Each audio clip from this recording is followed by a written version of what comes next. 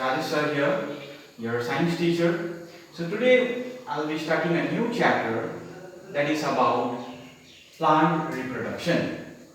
So my dear students, in previous chapter we have learned about the process of pollination. So where we have learned about the transfer of pollen grains from anther to stigma. So here this chapter is the continuation of that chapter only. So plant reproduction mostly deals with another process which will be undergoing during the flower, that is called as fertilization. Now let us start with the first topic, that is fertilization and seed formation. So here fertilization process will be taking place during the flower and mostly during the female part of a flower, and after which we can see the formation of a seed. So here I have mentioned 4 different points in order to relate with this diagram which I have made for you all. So the first point is a pollen tube grows out of the grains. So grains means pollen grains. So a pollen tube grows out of the pollen grains. So here if you see in this diagram, there are 2 pollen grains on the surface of stigma. Stigma is considered as the female reproductive part. So after the pollination process gets complete, these pollen grains reaches there on the surface of the stigma, which is considered as the female reproductive part. Now after that, if you see here in these pollen grains, the base part of the pollen grains are longer. So this long tube-like structure which is a part of pollen grains, this long tube-like structure is called as pollen tube. So what first point tells is a pollen tube grows out of the grains. So from these pollen grains only what will emerge is a long tube-like structure emerges, which is called as pollen tube. Now the second point tells pollen tube carries male gametes.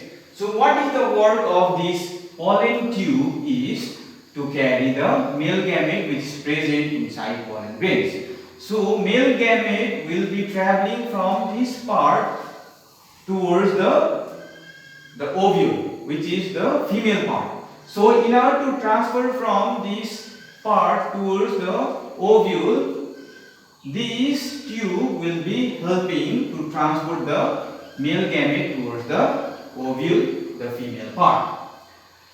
Third point, pollen tube enters the ovule and releases male gametes. Now after pollen tube is connected here with the ovule, the pollen grains will be releasing the male gamete towards the ovule.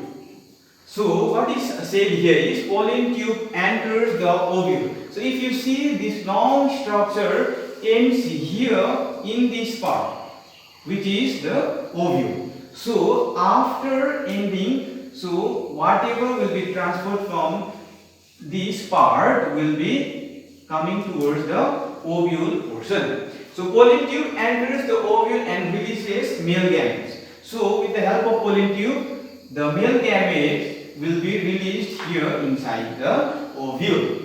Now the last point, the male gametes fuses with egg to form zygote, thus completing the process called fertilization.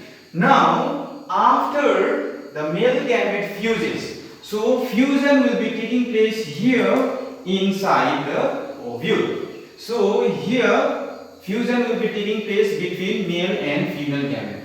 So after the fusion, what will be the outcome is the formation of zygote, or the product will be as zygote. So this process is called as fertilization process. So this completes the fertilization process. Now after the formation of zygote, now this zygote further develops into embryo, and embryo later develops into a baby plant, and after that it matures into the fruit and a seed. So now which part will mature as seeds and which part will mature as fruit is ovule will be matured as seeds and ovary will be forming as fruit. So these are the product of the process that is fertilization. So my dear students, these are some of the important things which you have to understand whenever you are learning this topic, that is fertilization and seed formation.